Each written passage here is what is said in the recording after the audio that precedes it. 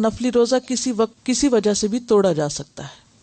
ام المومنین حضرت عائشہ رضی اللہ عنہا سے روایت ہے کہ ایک دن نبی اکرم صلی اللہ علیہ وسلم میرے گھر تشریف لائے اور پوچھا، کیا تمہارے پاس کچھ کھانے کو ہے؟ ہم نے کہا نہیں۔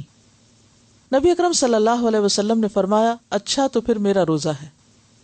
اور یہ دن کا وقت تھا، یعنی صبح سے آپ نے کچھ نہیں کھایا تھا، یعنی صبح فجر سے پہلے نہیں نیت کی بلکہ دن میں نیت کی۔